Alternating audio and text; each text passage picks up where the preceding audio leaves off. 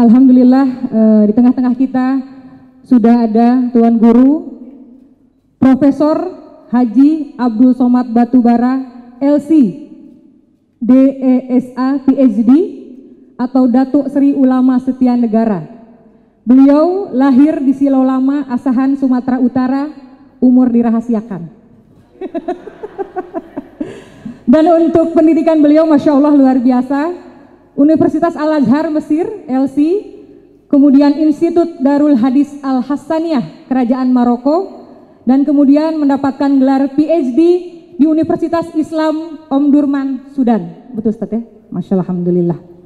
Dan baik, Alhamdulillah kali ini Ustadz akan membawakan tema yang luar biasa, yaitu Sahe Sulu Salenggoe. Betul Ustadz Amir? Salenggoe, ya maaf, saya belum paham bahasanya. Jadi kisahnya kenapa harus mengambil tema ini, suatu ketika berkumpullah Rasulullah bersama sahabat-sahabatnya yang mulia. Di sana hadir pula sahabat paling setia Abu Bakar As-Siddiq. Kemudian terucap dari mulut baginda yang mulia, "Wahai Abu Bakar, aku begitu rindu hendak bertemu dengan saudara-saudaraku." Suasana di majelis itu hening sejenak. Semua yang hadir diam, seolah sedang memikirkan sesuatu. Lebih-lebih lagi Sayyidina Abu Bakar pertama kali dia mendengar orang yang sangat dikasihinya melontarkan pengakuan demikian. "Apakah maksudmu berkata demikian, wahai Rasulullah? Bukankah kami ini saudara-saudaramu?" Abu Bakar bertanya, melepaskan gumpalan teka-teki yang mulai memenuhi pikirannya. "Tidak, wahai Abu Bakar, kamu semua adalah sahabat-sahabatku, tetapi bukan saudara-saudaraku." Suara Rasulullah bernada rendah, "Kami juga saudaramu, wahai Rasulullah." Rasulullah menggelengkan kepalanya perlahan sambil tersenyum. "Saudara-saudaraku adalah mereka yang belum pernah melihatku, tetapi mereka beriman denganku, mereka mencintai aku melebihi anak dan orang tua mereka. Mereka itu adalah saudara-saudaraku dan mereka bersama denganku. Beruntunglah mereka yang melihatku dan beriman kepadaku, dan beruntung juga mereka yang beriman kepadaku sedangkan mereka tidak pernah melihatku." Itu kenapa kajian kami hari ini temanya bersaudara selamanya. Dan tanpa berpanjang kata, kami berikan kesempatan kepada Tuan Guru Ustadz Abdul Somad untuk memberikan tausiahnya. Disilahkan Ustadz. Bismillahirrahmanirrahim. Assalamualaikum warahmatullahi wabarakatuh. Alhamdulillah wassalatu wassalamu ala Rasulillah wa ala alihi wa sahbihi wa man tabi'ahu wa mawala. Tadi disebutkan kalau bersaudara berarti disambut seperti Nabi Muhammad SAW datang ke Madinah itu karena dianggap sebagai bersaudara maka disambut.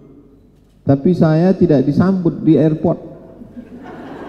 Kalau memang bersaudara mestinya disambut oleh seluruh saudaraku dari Kendari. Ternyata orang Kendari tahu menyambut itu tidak perlu semuanya, cukup diwakili ketua DPRD saja. Kalau bersaudara, dia berbagi hadiah, saling berbagi hadiahlah kamu, maka kamu akan berkasih sayang, kata Nabi. Berbagi hadiah itu menghilangkan rasa hasad dengki dalam hati. Berbagi hadiah itu menghilangkan kecurigaan dan busuk hati. Maka begitu saya sampai, langsunglah dipasangkan Pak Ketua DPRD kain khas suku Tolaki. Inilah yang sedang saya pakai. Saya sebetulnya udah bawa sorban di dalam koper. Rupanya sorban saya tak laku di Kendari. Jadi Ustadz harus pakai kain khas.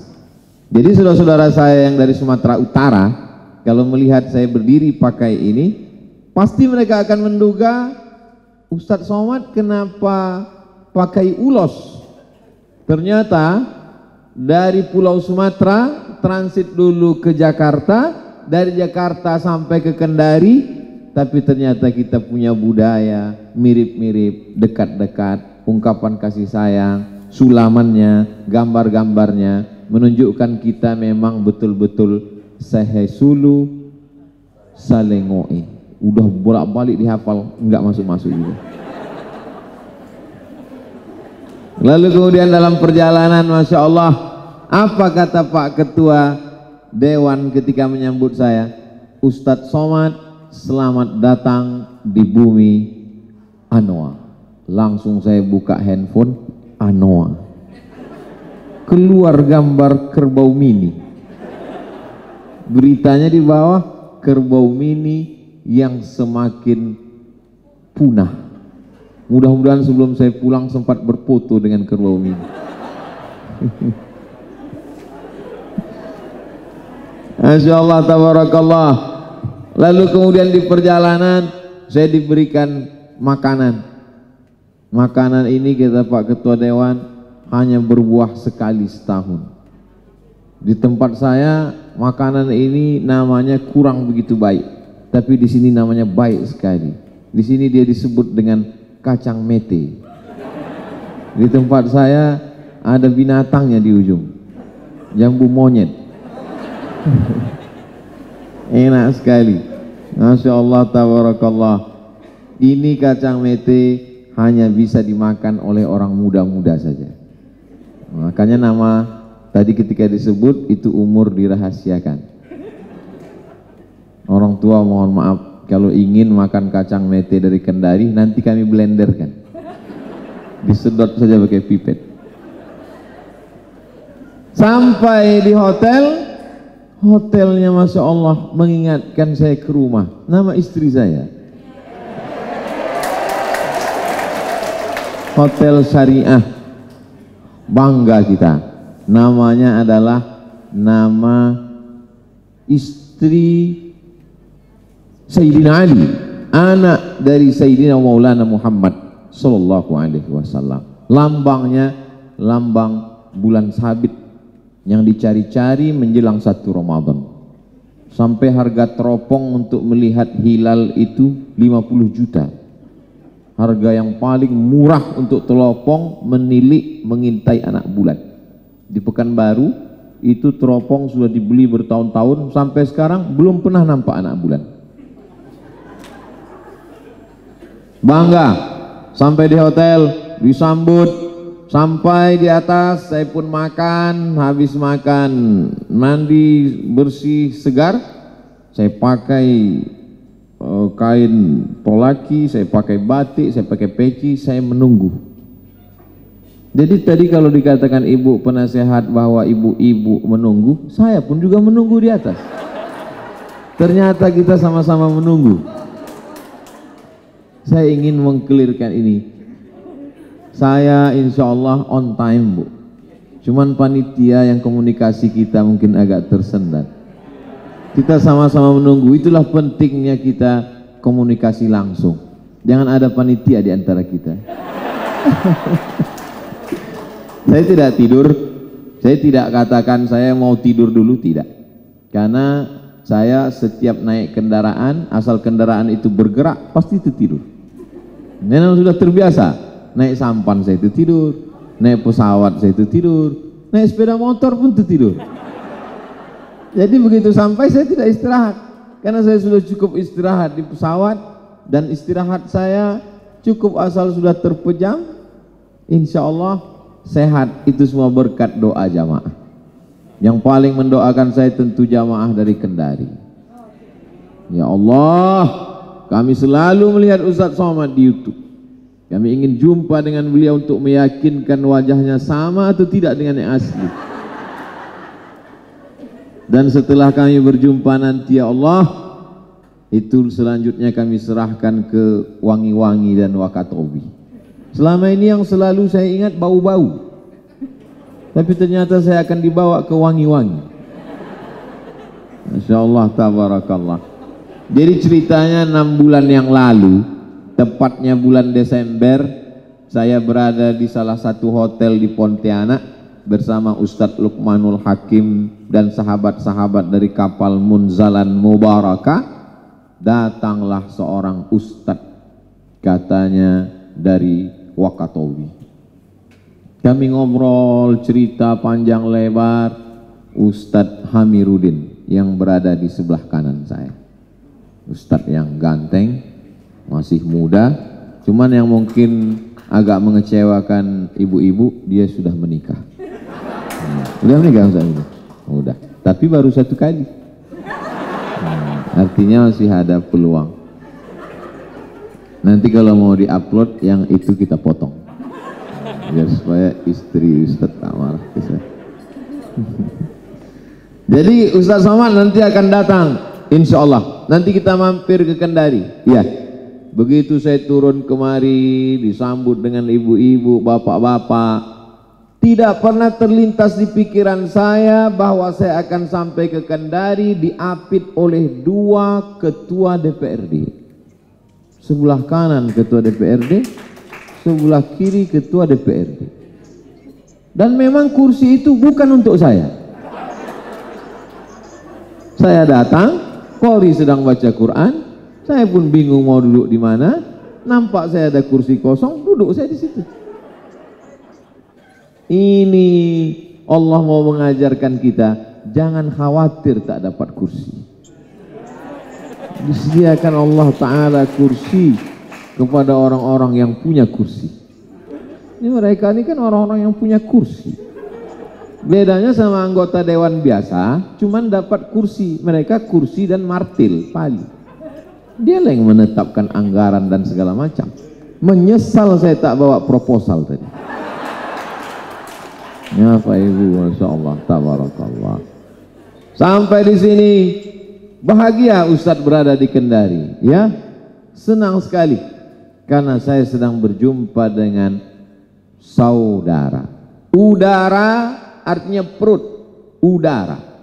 Satu, saudara, saudara. Artinya satu. Satu udara perut, saudara seperut. Berarti yang berada di depan saya ini semuanya berasal dari perut yang sama.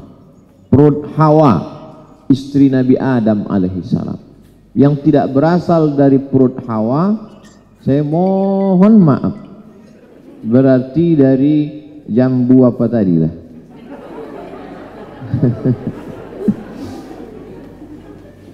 Saya, Ibu Ketua, Ustadz Hamirudin, bapak-bapak, ibu-ibu berasal dari perut yang sama.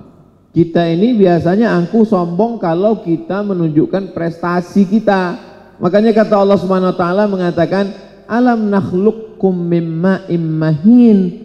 Apakah kamu tidak sadar bahwa kamu diciptakan dari air yang hina?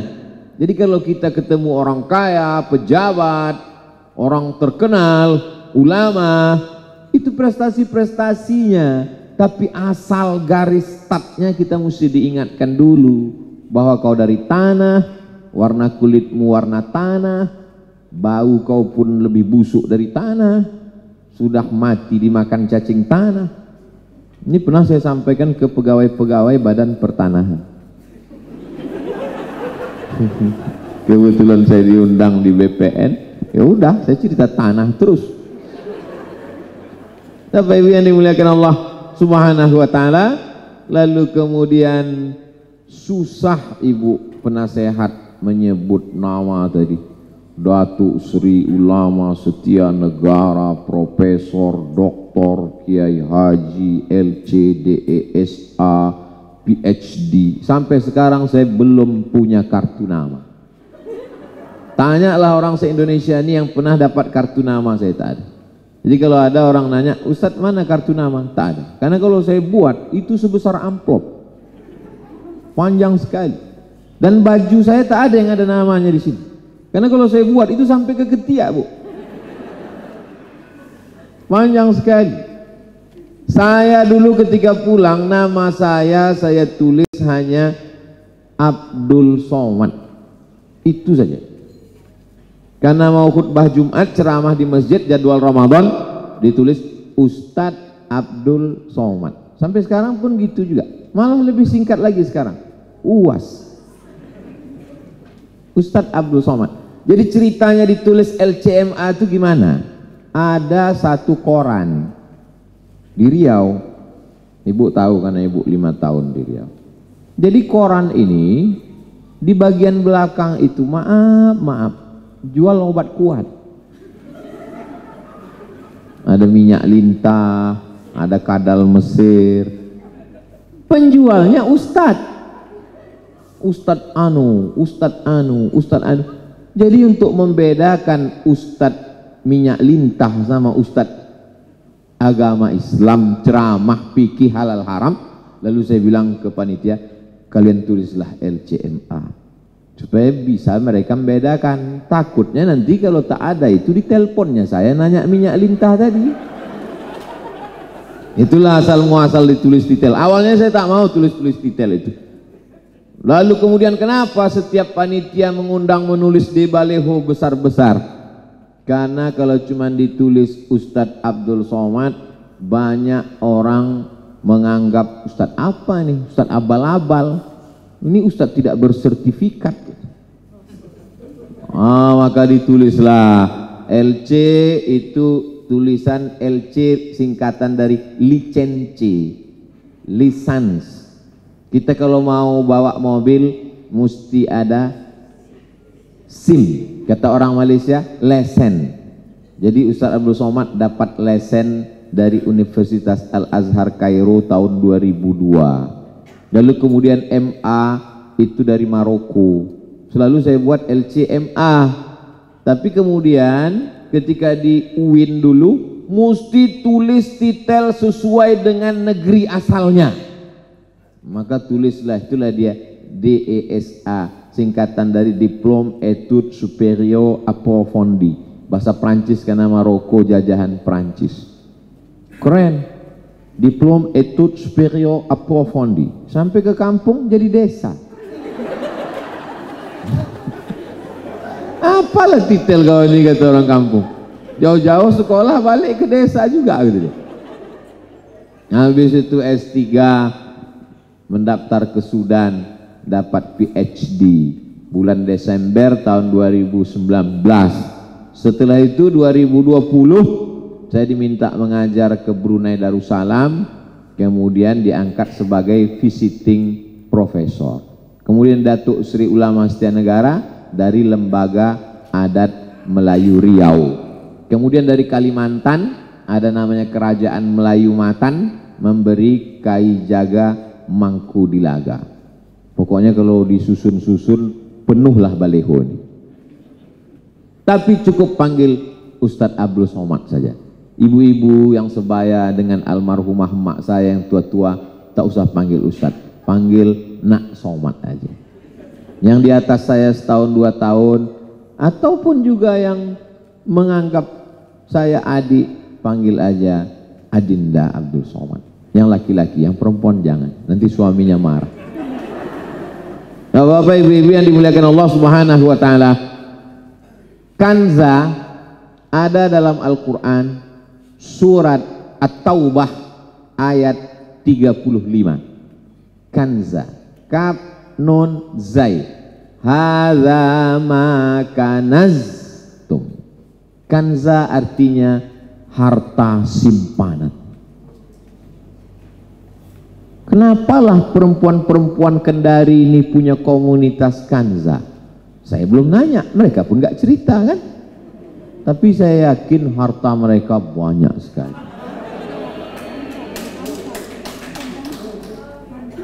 Kanza, harta simpanan, perbendaharaan emas, karena memang harta bapak mereka yang nyimpan. Makanya di mana-mana kalau tablik akbar, penyelenggaraan, pengumpulan dana, pembangunan masjid, itu selalu saya pesankan ke panitia, kotaknya kalian sebar ke ibu-ibu. Bapak-bapak tuh nggak ada duitnya.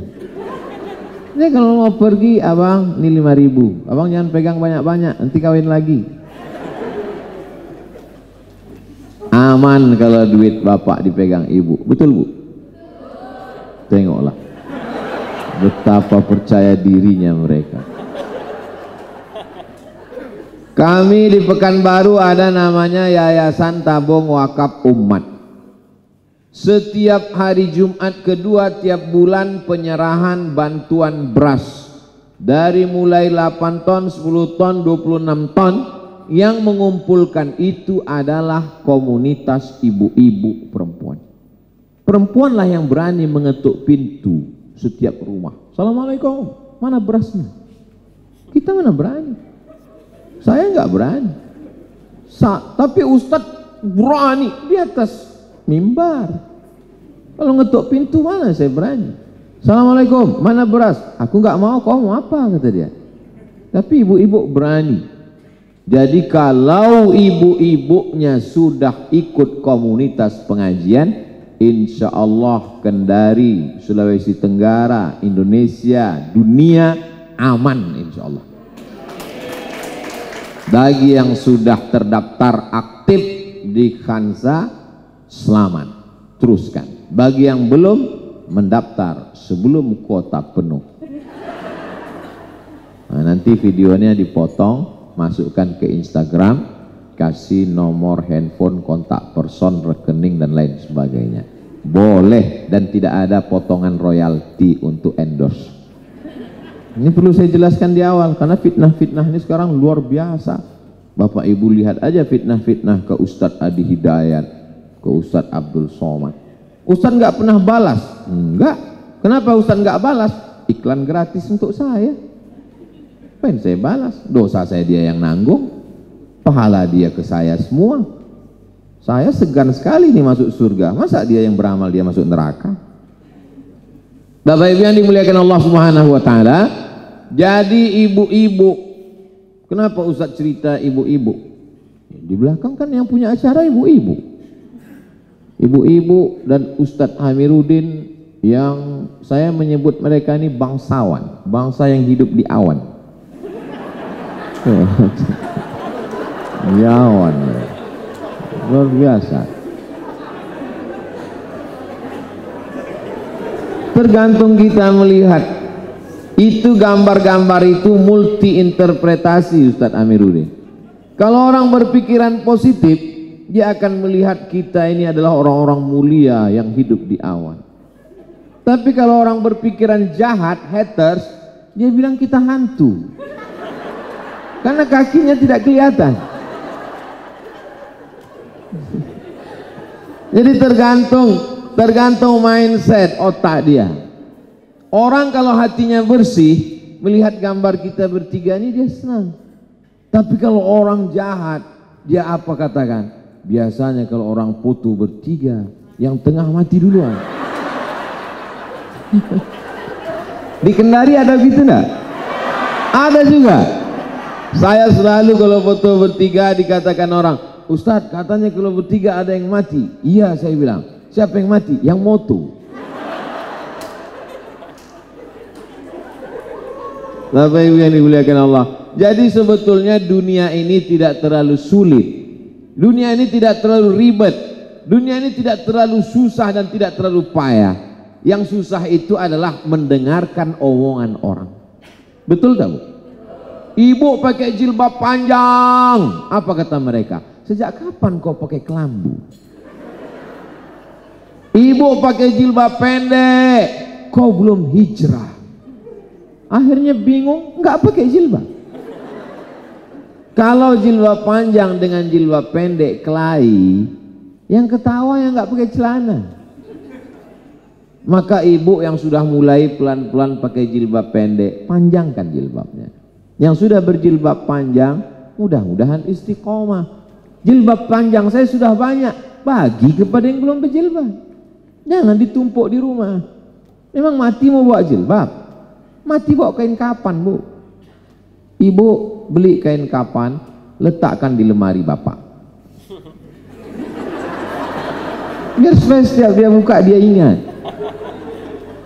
Setuju? Setuju mereka Pak? Banyak orang takut cerita mati.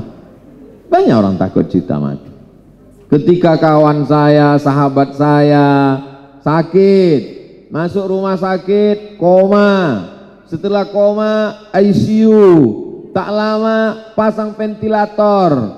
Setelah itu meninggal dunia. Lebih muda dari saya, lebih sehat dari saya.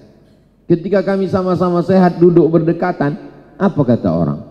Kalau kami tengok nampaknya Ustaz Somad mati duluan. Tapi ternyata dia meninggal duluan. Kenapa? Lan tamuta nafsun, orang tidak akan mati qabla an tastakmila rizqaha wa ajalaha. Manusia ini tidak akan mati sampai rezekinya penuh. Kalau kita masih hidup, berarti rezeki kita belum penuh. Kalau sudah penuh, pasti dia akan tumpah keluar dari botol dengan sendirinya.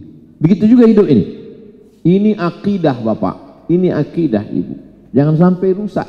Jadi kalau ada keluarga saudara kita meninggal dunia, itu berarti rezeki dan ajalnya sudah penuh.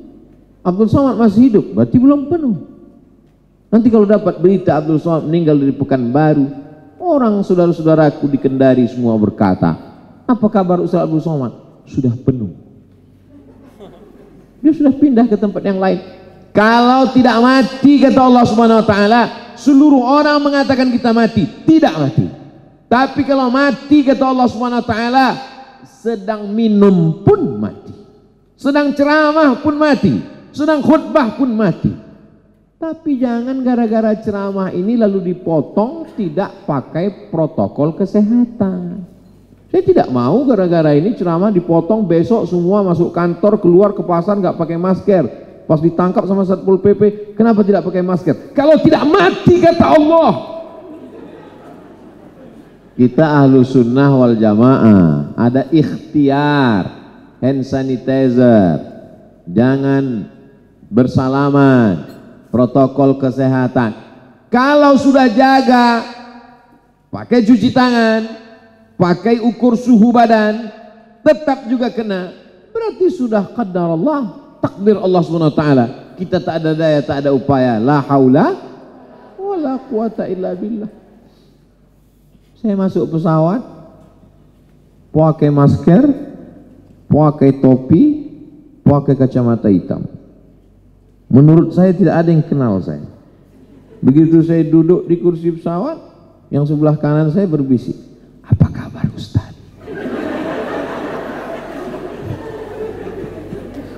Tak lama dia keluarkan dari kantongnya kertas alkohol. Habis itu dia kasih satu saya. Saya lihat bagaimana cara dia menyapukan kertas itu. Saya nggak mau bertanya, masa profesor nanya? Saya pegang. Dia buka, dia sapu tangannya, dia sapu kursi di samping.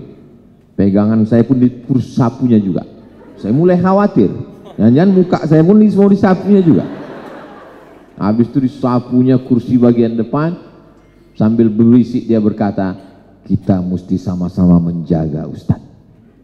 Lalu saya balas, saya buka pula kertas saya sapu pula kursi dia. Lalu saya bilang, kita memang mesti sama-sama menjaga. Tidak ada yang salah. Dia tidak tersinggung karena dia sedang menjaga dirinya. Saya pun tak terlalu tersinggung karena saya sedang menjaga diri saya. Tapi yang menyenangkan saya bisa membalas satu sama satu. Orang kalau dia bersaudara, dia tidak akan sakit hati. Datang tamu ke rumah saya suguhkan minuman, buah, kue, makanan. Apa kata dia? Saya sedang puasa. Saya nggak tersinggung. Kenapa? Karena saya tahu ngajinya sama, dia punya dalil. Faman syaa falyasum, siapa yang sedang puasa, silakan teruskan puasa sedang bertamu. Wa man syaa falyuftir, siapa yang mau berbuka, silakan. Ibu sedang puasa, sampai ke rumah teman sahabat kajian Al-Kansa, lihat mereka ada makanan, tergantung. Mau makan silakan, mau teruskan puasa silakan. Kalau Ustaz Somad dalam posisi gitu gimana Pak Ustaz? Saya lihat dulu lauknya apa. Kalau saya lihat ikan manis dari Kendari, saya batalkan. Tapi kalau ikan dari Pekanbaru, saya teruskan puasa. Kenapa begitu? Karena ikan di Kendari matinya sekali. Ikan di Pekanbaru matinya 5 kali. Dari laut ke sampan sekali, habis itu ke pasar pagi sekali, di kulkas sekali, masuk kuali sekali, dipanaskan 2 hari sekali. Cuman gara-gara ikan itu kita batal puasa, sayang lah. Apalagi kalau cuma ikan asin nasi kotak. Bagus kita teruskan puasa. Saya sebagai tuan rumah tidak kecewa, tidak sakit hati. Kenapa? Karena kami tahu sama-sama punya dalil. Dan dia pun sebagai tamu tidak merasa berat hati.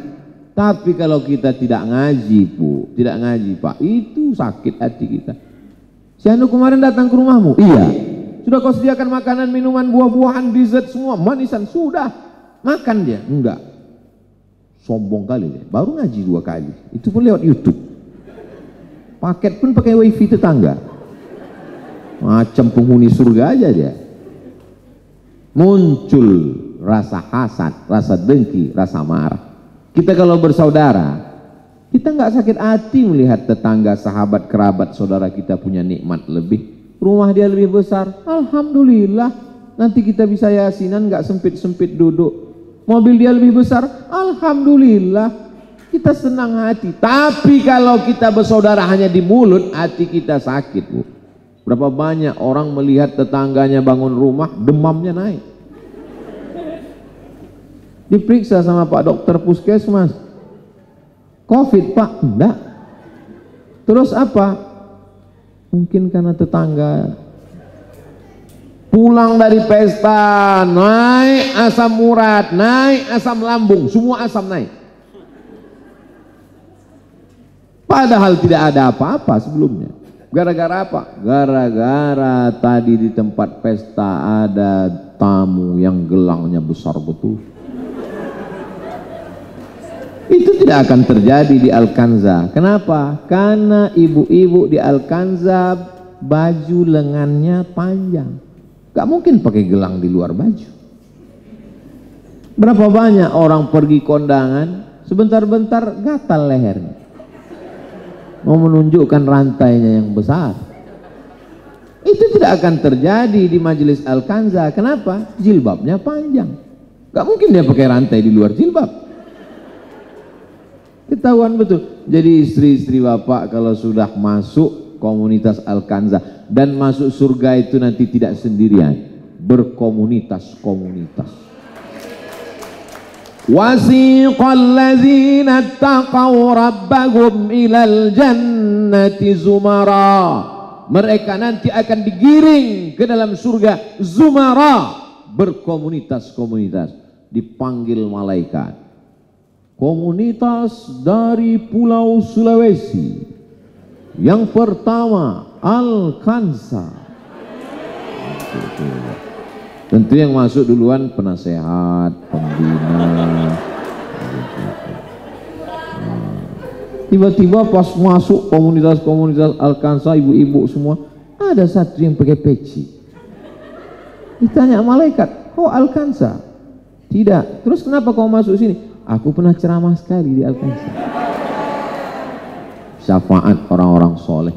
Banyak hal dalam hidup saya tidak berdoa, tapi saya dapat. Tak pernah saya doa walau sekalipun, tapi saya dapat. Kenapa Allah kasih? Karena ada orang lain yang mendoakan saya. Boleh jadi kalau dia berdoa untuk dirinya sendiri, Allah tak kabulkan. Tapi kalau dia berdoa untuk saudaranya, dikabulkan Allah. Kenapa? Karena doanya untuk saudaranya pastilah dari lubuk hati yang paling tulus, suci, murni. Kalau saya berdoa untuk diri saya, ya Allah jadikan aku begini, belum tentu ikhlas. Karena ada keakuan, aku, saya. Tapi kalau ibu-ibu di tengah malam berdoa, ya Allah, sehatkan Ustaz Abdul Somad, kulihat dia kurus sekali macam mau mati. Aku takut dia terbang jauh-jauh, transit segala macam, panjangkan umurnya. Pastilah doanya itu dari lubuk hati yang paling dalam. Sampai tengah malam dia tahajud, jam 2 malam orang lelap tidur, dia berdoa meneteskan air mata. Kenapa dia begitu khusyuk berdoa? Karena dia ketua panitia. Hotel sudah di booking, ketua DPRD 2 sudah diundang. Kalau sampai ustadz ini tak jadi datang, hancur semuanya gitu dia. Maka khusyuk sekali doa. Masya Allah, tabarakallah, ibu bapak. Semua yang hadir ini insya Allah masuk dalam surga Allah SWT. Ustadz ngomong gitu kan karena ingin menyenangkan hati kami. Tidak. Saya berkata begitu karena Nabi yang menjamin. Man qala la ilaha illallah dakhalal jannah. Siapa yang mengatakan la ilaha illallah Muhammadur Rasulullah, masuk surga. Jadi kalau ada orang menjumpai saya, Ustadz Somad, tolong Ustadz cari aku nanti di neraka ya. Kok pede kali masuk neraka? Orang Nabi mengatakan siapa yang bersyahadat masuk surga kok. Maka dia mesti pede berkata kita pasti masuk surga. Amin. Syafaat siapa? Amal saya nggak banyak Pak Ustadz. Amalmu tak cukup memasukkanmu ke surga. Yang memasukkanmu ke surga adalah Allah, karena rekom dari Sayyidina Maulana Muhammad sallallahu alaihi wasallam. Tidak ada orang masuk surga kecuali dengan syafaat Nabi Muhammad SAW. Umur umat Nabi Nuh boleh lebih panjang, 950 tahun. Bayangkan berapa kali ganti KTP itu. Nabi Adam boleh lebih tinggi, situna zira'an, 60 hasta. Tapi yang lebih dulu masuk surga adalah umat Muhammad sallallahu alaihi wasallam. Makanya umat Nabi Musa itu meminta kepada Allah ingin jadi umat Muhammad sallallahu alaihi wasallam. Ciri umat Nabi Muhammad itu apa? Bersaudara. Yahudi bersaudaranya hanya sesama Yahudi saja. Ada seorang nabi namanya Ibrahim. Ibrahim punya anak namanya Ishak. Ishak punya anak namanya Yakub. Yakub punya anak namanya Yusuf. Yusuf punya saudara namanya Yahuza. Yahuza punya anak cucu namanya Yahudi. Hanya Yahudi saja yang bersaudara. Tapi umat Muhammad tidak begitu. Kalaulah Islam ini suku, hanya Arab saja yang bersaudara. Abdul Somad, Arab maklum, Arab cemas. Islam bukan Arab. Bukhari, dari mana kau ambil hadis ini? Sahih Bukhari. Bukhari bukan Arab. Muhammad bin Ismail bin Ibrahim bin Al-Mughirah bin Bardisbah Al-Bukhari. Bukhari bukan di Makkah, Bukhari bukan di Madinah. Bukhari di mana? Bukhari di Bukhara. Bukhara di mana? Uzbekistan. Uzbekistan itu di mana? Jajahan Rusia, jajahan Uni Soviet, tumbang Gorbachev, naik Boris Yeltsin, sekarang dipimpin oleh Putin. Rusia. Baca tafsir-tafsir apa? Tafsir Tabari. Imam Abu Ja'far Ibnu Jarir At-Tabari. Tabari dari mana? Tabrustan. Tan di ujung itu artinya tanah. Pakistan, Uzbekistan, Kirgistan, Tajikistan, Kendaristan tak bisa. Tanah Kendari. Tan itu land. Sama dengan Thailand, bumi, land, tan. Mereka bukan orang Arab. Hebatnya Allah Subhanahu wa taala menciptakan agama ini, maka semua orang siapapun sukunya, agamanya, apapun bangsanya, warna kulitnya, maka ketika dia bersyahadat, maka dia menjadi bersaudara. Abdul Somad datang ke Kendari, saya tidak merasa cemas sedikit pun, saya tidak merasa takut sedikit pun. Kenapa? Yang kuinjak bumi Allah, yang kutemui adalah hamba-hamba Allah. Aku hamba Allah, mereka hamba Allah, maka kami semua bersaudara. Semangat itulah yang mesti kita tumbuhkan ke anak-anak kita. Bersaudara karena sama-sama kaya. Enak bersaudara sama-sama kaya. Begitu kita jatuh miskin, langsung putus persaudaraan. Bersaudara karena sama-sama kerja satu kantor, begitu pensiun langsung putus persaudaraan. Kau kenal sama si Anu? Dulu. Sekarang entahlah, berubah mukanya macam hantu dah. Tapi kalau bersaudara karena Allah, Allah bukan pekerjaan, Allah bukan jabatan, Allah bukan harta, Allah kekal abadi. Makanya yang bisa bersaudara di dunia, bersaudara di padang mahsyar, bersaudara di surga hanya orang-orang yang bersaudara karena Allah Subhanahu wa taala. Saya berharap kehadiran saya ke Sulawesi Tenggara, ke Kendari dianggap sebagai saudara karena Allah. Mau Bapak Ibu menganggap saya saudara karena Allah? Sebagian menjawab dengan suara, sebagian dalam hati aja. Mau Ibu Bapak menganggap saya saudara? Dalam hati, mau kata dia. Tapi saya tahu, saya nggak ada maksakan mesti bersaudara. Aku tahu apa yang ada dalam hati. Ketika mereka mengatakan, karena tidak semua yang ada dalam hati bisa kita ungkapkan dengan kata-kata. Ketika kita sama-sama makan jeruk, jeruknya sama, harganya sama, yang jual sama, pohonnya sama. Tapi ketika kita makan dan bercerita tentang rasa jeruk itu, apakah bunyinya sama? Tak sama. Kalau ibu bapak mau tes, coba nanti ambil jeruk satu, potong beberapa bagian, kasih kertas ke beberapa anak, ceritakan rasa jeruk ini, kumpulkan kertas, semua mengungkapkan dengan rasa yang berbeda, tapi kita sama-sama paham bahwa itulah rasa dia. Tak perlu kita ceritakan. Yang penting kita bersaudara. Makanya nanti di padang mahsyar yang dapatkan naungan ketika matahari sejengkal dari ubun-ubun, panas terik, tenggelam. Ada yang tenggelam karena keringatnya sampai mata kaki, ada yang sampai ke lutut, ada yang sampai ke pinggang, ada yang sampai ke dada, ada yang sampai ke leher, ada yang tenggelam semuanya. Ada satu yang merasakan tenang, sejuk. Siapa dia? Rajulani, dua orang. Tahabba fillah, berkasih sayang karena Allah. Ijtama'a alaih, bertemu karena Allah, wa tafarraqa alaih, berpisah pun karena Allah. Saya bertemu dengan Ustadz Hamiruddin karena Allah. Program-program kami semuanya program amal soleh. Begitu juga dengan ibu komunitas Al-Khansa. Insya Allah pertemuan kita pun pertemuan yang amal soleh semua, insya Allah. Amin. Baju ibu yang kuning, merah, hitam, hijau, ungu, pink, cantik, mahal semuanya. Kira-kira kalau meninggal dunia baju ini dibawa apa tinggal? Tinggal. Kalau bapak kawin lagi, istri bapak nanti mau nggak pakai yang itu? Saya tahu apa yang ada dalam hati bapak. Mereka nggak mau pakai itu. Semua baju ibu itu akan disedekahkan. Anak-anak ibu pun nggak akan mau pakai. Mau kamu pakai ini? Jadul. Diambilnya satu untuk kenang-kenangan, yang lain itu pun dia bagikan. Maka baju tidak kekal abadi.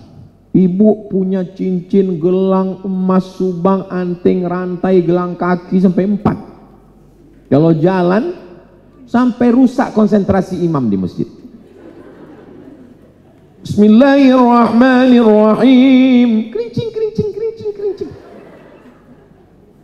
Ketika ibu meninggal dunia, kemana emas-emas ibu itu semua?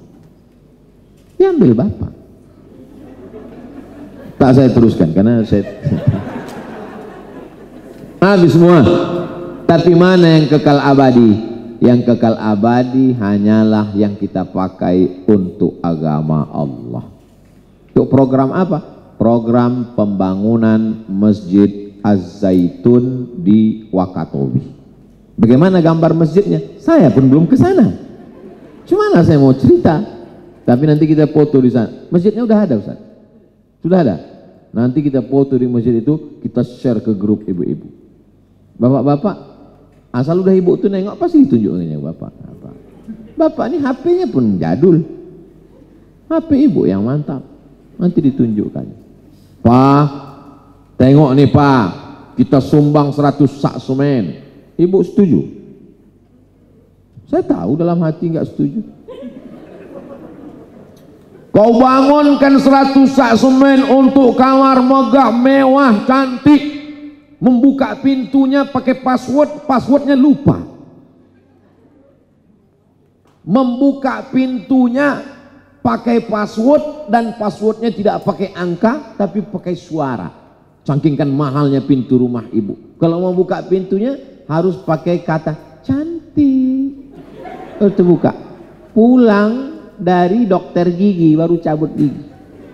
Tak terbuka-buka tuh. Membuka pintu kamarmu aja kau tak bisa. Bagaimana membuka pintu surga? hanya karena sakit gigi dicabut giginya, tersumbat kapas ke mulut. Tapi ada pembuka pintu surga, dan pintu itu hanya dimasuki oleh mereka. Nama pintunya babus sodakoh, pintu sodakoh. Ibu mau masuk dari pintu mana? Saya pintu Ar-Royan aja lah. Ar-Royan apa? Puasa sunat terus, nahan belanja. Bagus. Mau masuk dari pintu Ar-Royan puasa Senin Kamis, bagus. Tapi babus sodakoh luar biasa. Kullu mri'in, setiap orang, tahta zilli sodaqatihi, setiap orang akan bernaung di bawah sodakohnya. Luar biasa kita di hotel ini, adem, ayam, tentram, cantik, tenang, luar biasa. Beginilah nanti kita di padang mahsyar insyaallah. Yang sedekah aja. Kullu mri'in, setiap orang, tahta zilli sodaqatihi, di bawah naungan sodakohnya. Saya menyampaikan materi 1 jam.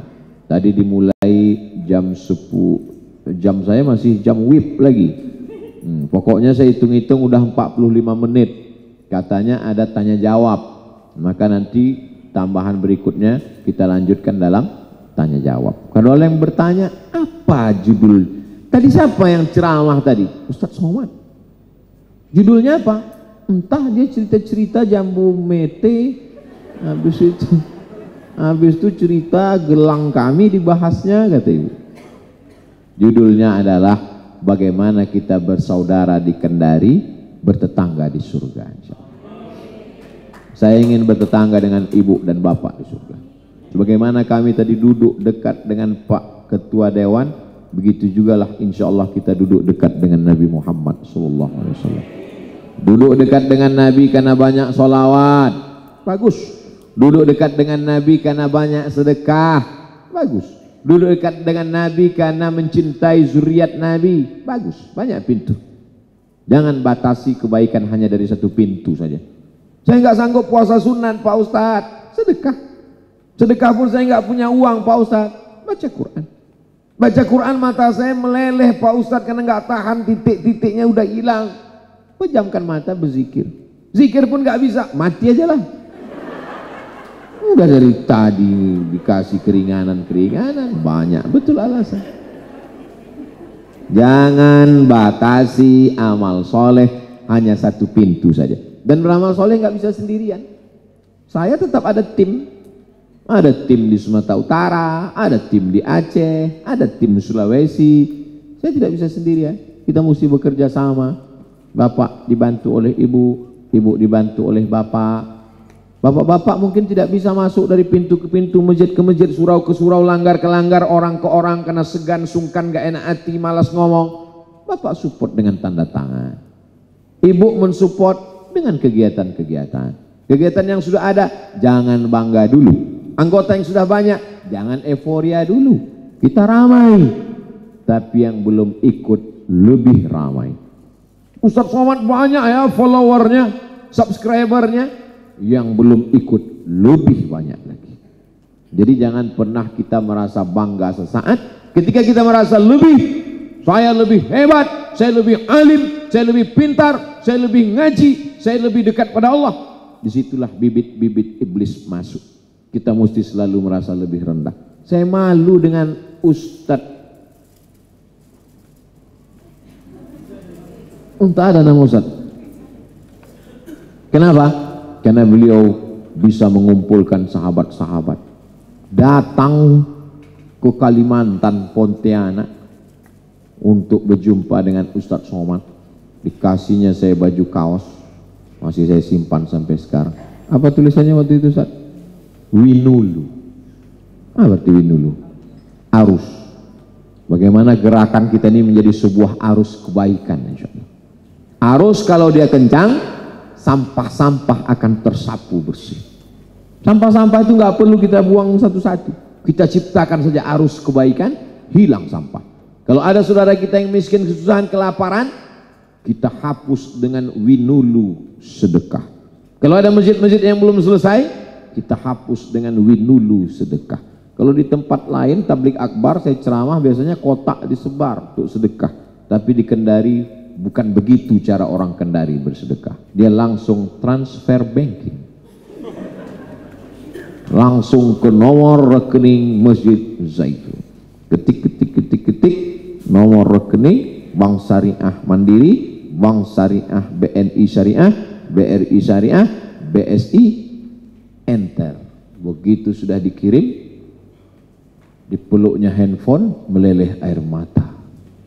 Ibu haru, bapak haru karena pembangunan masjid di Wakatobi. Bukan Pak Ustaz. Terus salah ketik. Memangnya berapa yang mau diketik? Aku tadi mau mengetik nolnya 5, 100.000. Terpencet 6. 1 juta jadinya. Padahal justru di balik itu ada hikmah yang luar biasa. Yang 1 juta itulah yang menghantarkan engkau ke surga Jannatul Firdaus. Mudah-mudahan salah ketik semuanya. Itulah yang dapat disampaikan Abdul Somad. Selanjutnya saya kembalikan ke Ibu Moderator.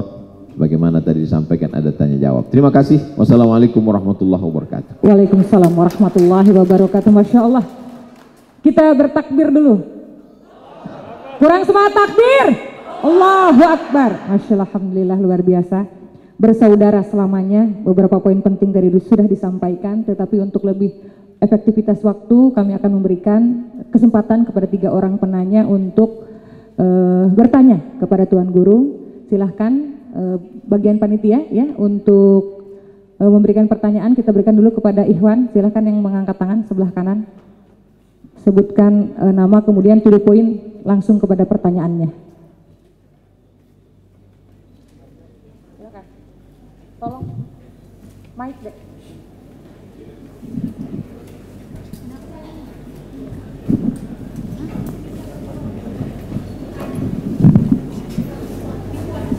Silakan sebelah kanan, sebelah kanan.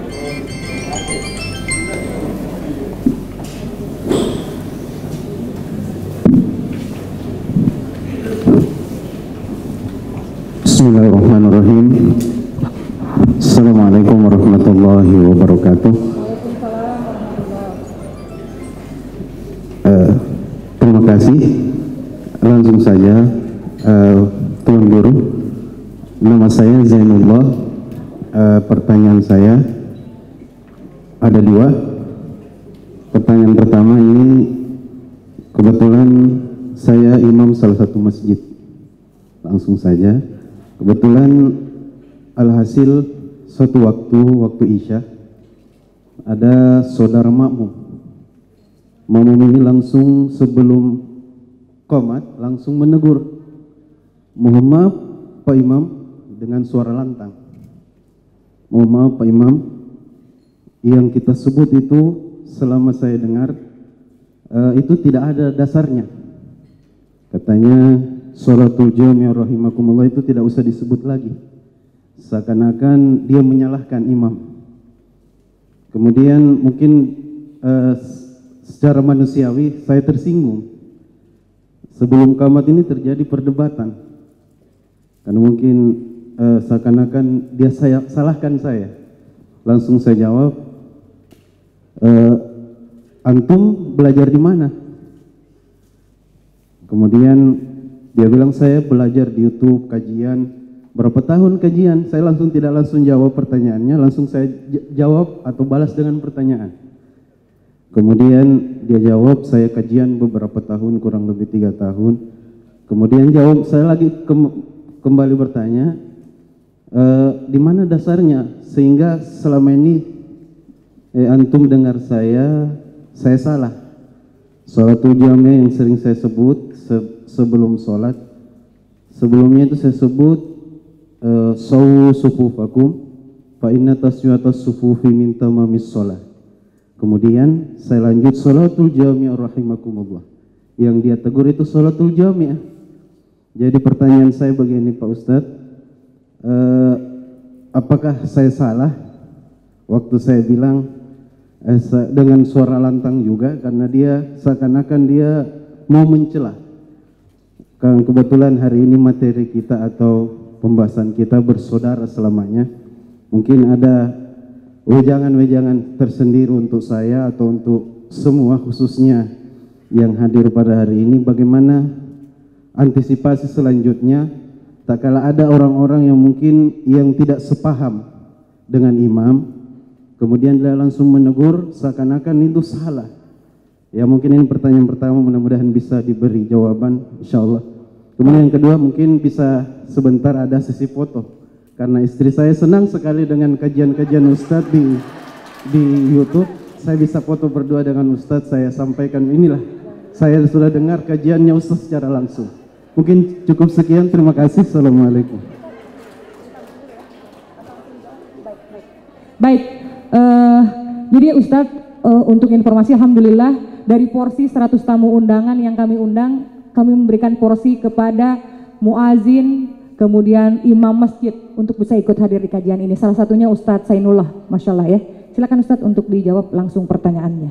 Waalaikumsalam warahmatullahi wabarakatuh. Ustaz, guru kita semua, ketika selesai sholat qobliyah, maka Nabi belum keluar dari kamarnya.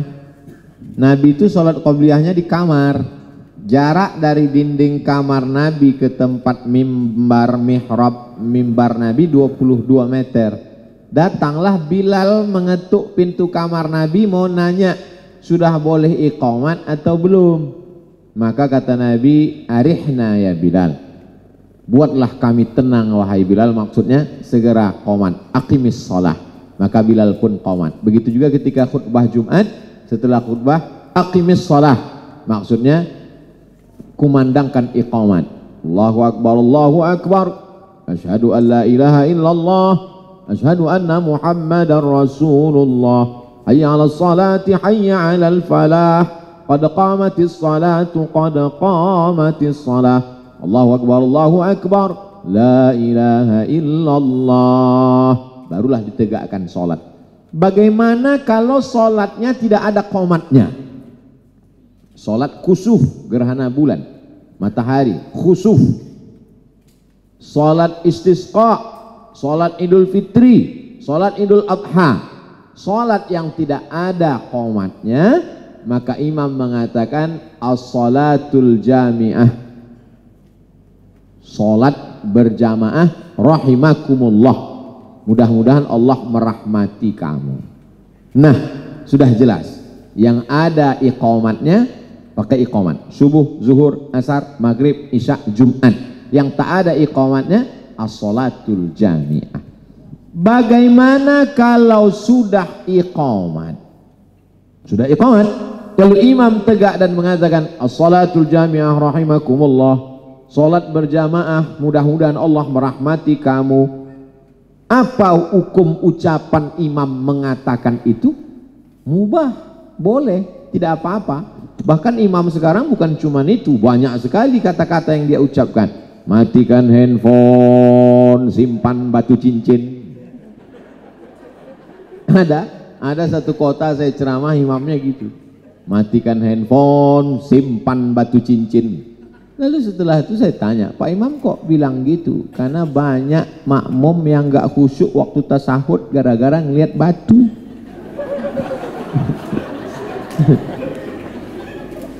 Ada macam-macam imam. Jadi ketika imam, kenapa imam mengatakan itu padahal makmum sudah tahu? Sama seperti sawus sufuf, luruskan shaf. Fa inna taswiyatas sufuf min tamamis shalah. Lurusnya shaf adalah bagian dari kesempurnaan salat. Makmum dari kecil sudah tahu itu. Dan belum pernah saya dengar ada imam ketika mau sholat dia katakan, makmum, aku tidak perlu kasih tahu kalian, kalian dari kecil sudah tahu kan? Wa tawasau bil haq, memberikan pesan tentang kebenaran, luruskan shaf. Marilah sholat berjamaah. Adapun orang yang melarang, mereka selalu meminta dalil khusus. Sama dengan ketika khatib mengangkat tangan waktu Jumat. Dalilnya umum. Waktu Nabi sedang khutbah, datanglah seorang laki-laki di pintu masjid berkata, halakatil amwal, kebun kami kering sudah hancur, sapi, kambing, onta kami mati karena tidak turun hujan, mintakanlah hujan ya Rasulullah. Nabi ngangkat tangan. Orang yang melarang tidak boleh angkat tangan waktu khutbah, dia minta dalil khusus. Pengambilan hukum dalam Islam bukan cuman Quran dan hadis. Orang yang berkata, mari kita kembali ke Quran dan hadis, dia tidak belajar usul fiqih. Pengambilan hukum dalam Islam 10 Quran, hadis, ijma', qiyas, syar'u man qablana, saddu zara'i, qaulus sahabi, istihsan, istishab, 10 dasar pengambilan. Usul fikih 12 SKS, 16 tatap muka, 2 SKS. Potong pertemuan pertama, potong pertemuan mid semester, potong pertemuan UAS akhir semester. Tinggal 13. Dulu orang bertemu 13 sama dosen. Sekarang hilang karena online. Jadi ilmu semakin hilang. Jangan kita mudah menyalahkan hanya membaca satu versi. Itu yang ingin saya sampaikan. Wallahu a'lam. Masya Allah, luar biasa. Baik, selanjutnya dari sebelah kiri ada yang mau bertanya? Silakan. Mike, tolong panitia. Bismillahirrahmanirrahim. Assalamualaikum warahmatullahi wabarakatuh. Perkenalkan, nama saya Sasmita Sugiyardi. Terima kasih atas kesempatan yang diberikan kepada saya. Yang ingin saya tanyakan kepada Tuan Guru, bagaimana sih kita menyikapi suatu kondisi apabila kita berada di antara pilihan yang sulit.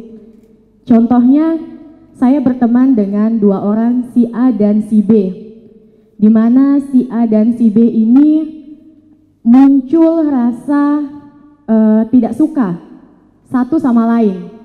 Sementara saya berada di tengah-tengah mereka, saya teman si A dan saya teman si B.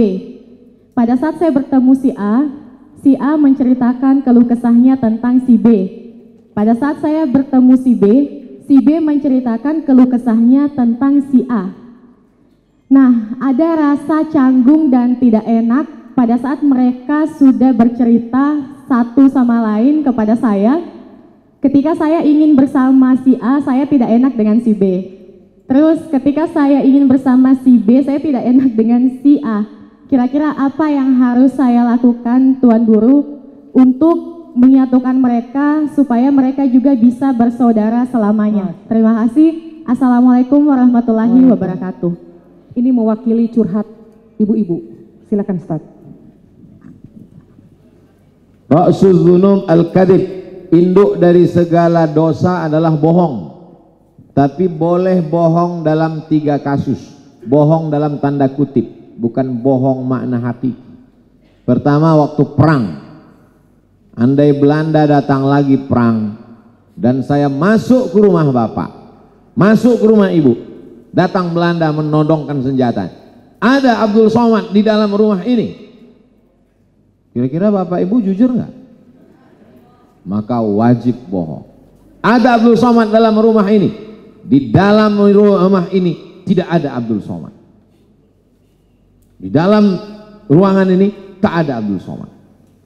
Maksud dia ada di dapur, di balik kompor gas ada Abdul Somad. Yang kedua, orang, tapi ini tolong jangan salah paham. Yang kedua ini takut saya diselewengkan. Orang suami istri, pulanglah bapak dari Yogyakarta bawa batik. Dia senang sekali memberikan hadiah ini ke ibu. Pak, Bu, ini ada batik dari Jogja. Ibu waktu itu melihat, Masya Allah Pak, belum pernah seumur-umur saya melihat batik seperti ini. Padahal dalam hatinya banyak sekali di Kendari seperti itu. Untuk menyenangkan hati Bapak. Begitu juga kalau ibu masak, Bapak ditanya, gimana Pak masakannya? Padahal garamnya berapa sendok kau buat ini. Dalam hal itu boleh, bukan bohong. Karena kalau bohong nanti saya khawatir, betul papa punya simpanan? Nggak ada mah, padahal bukan itu maksudnya. Karena sekarang banyak jamaah yang bisa menafsirkan pengajian ustadz sendiri. Yang ketiga adalah, ini yang terkait dengan pertanyaan ibu, mendamaikan dua orang. Innamal mu'minuna ikhwah, orang beriman itu bersaudara. Fa aslihu baina akhawaikum, damaikanlah antara dua saudaramu yang bertikai berkonflik. Tadi aku lihat update status si Anu, dia datang bertamu ke rumah ente, ada dia menjelek-jelekkan aku? Gak ada. Satu kali pun gak ada dia menjelekkan kamu. Padahal 10 kali. Apa aja yang diceritakannya tadi? Diceritakannya katanya mobil kau bagus, rumah kau besar. Sampai itu aja. Padahal ada ujungnya tadi. Rumahnya besar, jangan-jangan hasil korupsi. Mobilnya bagus, jangan-jangan pakai tuyul. Maka saat itu bukan sedang berbohong, tapi sedang mendamaikan dua orang yang berkelahi. Kalau dengan pertemanan itu makin dekat pada Allah, teruskanlah. Kalau dengan persahabatan itu makin rajin berzikir, berselawat, lanjutkanlah. Kalau dengan pertemanan itu hanya merusak kita, jangan putuskan, tapi menjaga frekuensi. Tak boleh putus. Say hello, apa kabar? Mengajak. Ikan kalau dia masih hidup, dia tidak akan pernah asin, walaupun tinggal di laut yang asin. Tak perlu saya ajari orang Kendari tentang ikan asin. Tapi kalau dia mati, maka 2-3 tetes garam cukup mengasinkan. Kalau kita hidup iman, berapa banyak orang mempengaruhi kita, kita tidak akan terpengaruh. Tapi kalau kita lemah iman, kita akan menjadi ikan asin. Jangan putus, tak boleh putus hubungan. Say hello, apa kabar? Tapi jangan sampai kita rusak gara-gara itu. Ingat, kalau mati menghadap Allah, Mungkar Nakir bertanya, kawan-kawan ini nggak ada satupun yang mau ikut menolong menjawab. Berapa komunitas grup WhatsApp, berapa kawan di Instagram, mau mereka sip-sipan menolong kita? Nggak mau. Yang menolong itu hanya kawan yang mendoakan dari atas, Allahumma firlahu warhamhu wa'afihi wa'afu'anhu. Begitu prinsip bersahabat. Wallahu a'lam. Baik Ustaz, ada pertanyaan lagi. Curhat lagi nih Ustaz.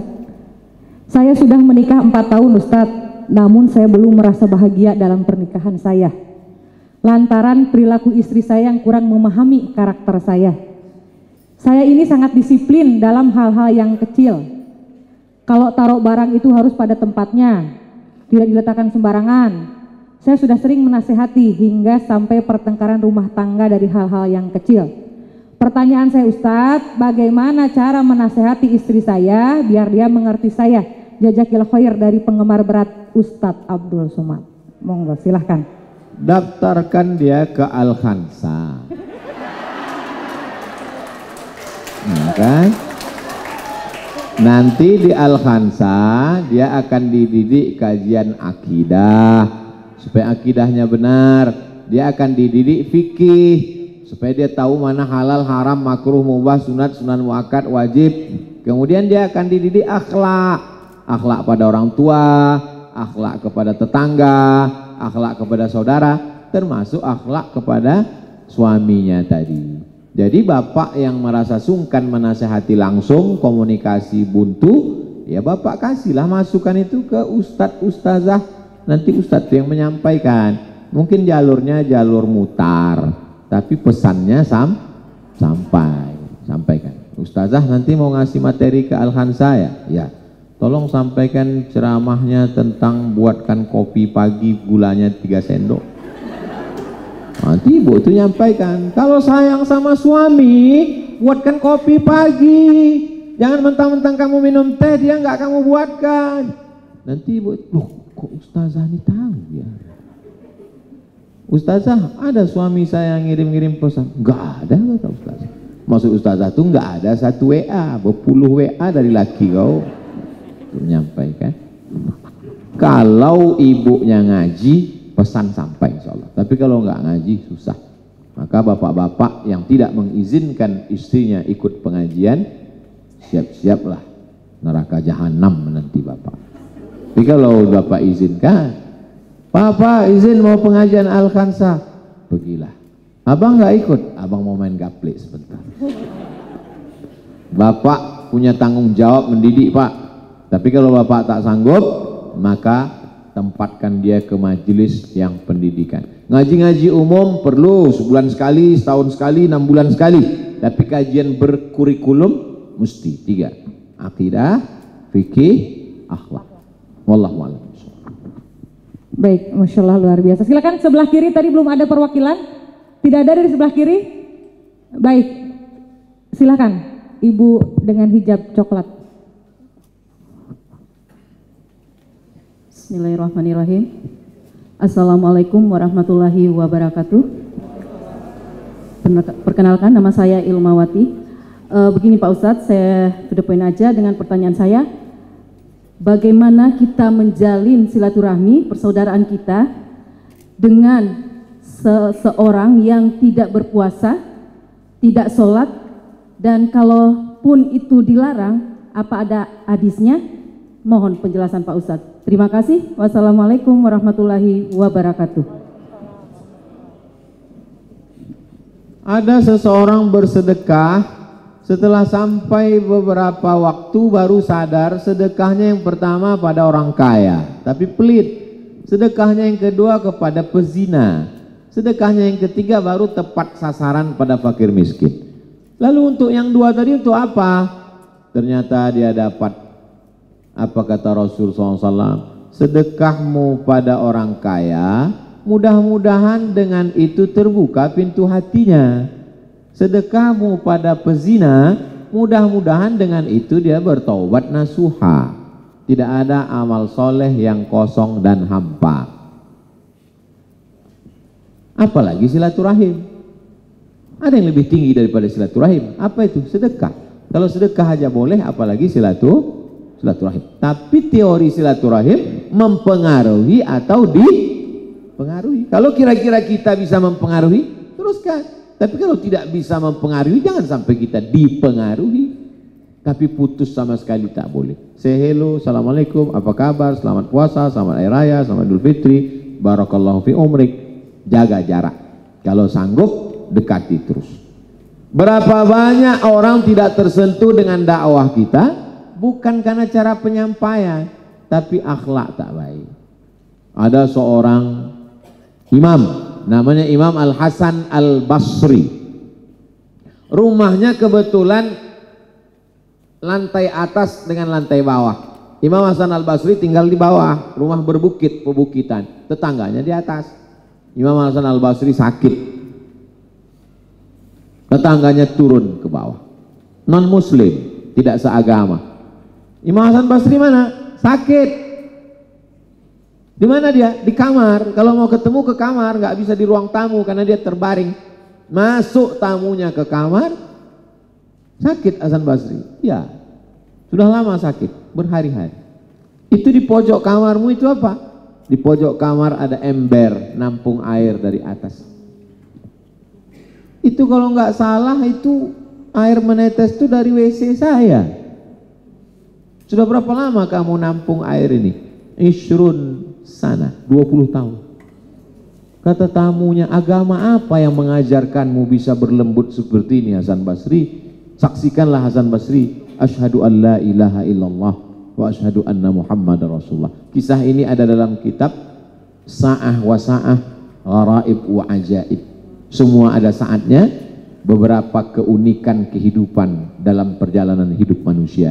Ditulis oleh imam, ditulis oleh Syekh Abu Mahmud Al-Misri. Berapa banyak orang tidak tertarik mau ikut pengajian, mau ikut masuk Islam karena perilaku kita. Jangankan air menetes 20 tahun, salah parkir 2 menit keluar kebun binatang dulu gitu. Anwar, tak bisa kau geser mobil ini di depan. Gimana orang mau tertarik masuk Islam? Datanglah seorang perempuan hadir pengajian Buya Hamka. Kukunya panjang, kuteknya tebal, lipstiknya tebal, rambut macam habis disambar petir. Buya Hamka nggak ngaruh sedikit pun. Buya Hamka tetap ceramah seperti biasa. Selesai itu baru dia datang ke Buya Hamka. Buya, saya senang pengajian Buya, tapi saya belum bisa pakai ini. Apa kata Buya Hamka? Pendek saja kalimat Buya Hamka. Nanti kalau imanmu tebal, kutekmu menipis. Sedikit tapi menyentuh daripada banyak tak mengena sama sekali. Imanmu tebal, kutekmu menipis. Berarti sekarang kutekmu tebal, imanmu tipis. Tapi yang bisa ngomong gitu Buya Hamka, ibu jangan. Besok ketemu tetangga, kalau imanmu tebal, lipstikmu tipis. Dijawabnya terserah aku, duit aku, bibir aku. Kenapa kau yang repot? Gitu. Ud'u ila sabili rabbik, ajaklah orang ke jalan Allah. Saya tidak mengajak orang ke jalan Allah karena saya ceramah di depan komunitas yang memang sudah baik. Ini kan sudah di jalan Allah semua. Tapi ibu yang bertetangga satu kantor, satu komplek dengan orang belum pakai hijab, lalu setelah itu dia pelan-pelan pakai hijab, hijrah, masuk komunitas. Sesungguhnya yang berdakwah itu ibu atau Abdul Somad? Ibu segan menjawab, saya paham itu. Sebetulnya yang berdakwah adalah bapak dan ibu. Setelah mereka berdakwah, setelah semuanya berdakwah ke jalan Allah, ngumpul, barulah datang Abdul Somad ceramah. Tapi orang menyangka itu dapat hidayah karena Abdul Somad. Bukan. Mereka dapat hidayah karena bapak dan ibu sekalian. Mudah-mudahan kita mendapat balasan yang sama di hadapan Allah. Wallahu a'lam.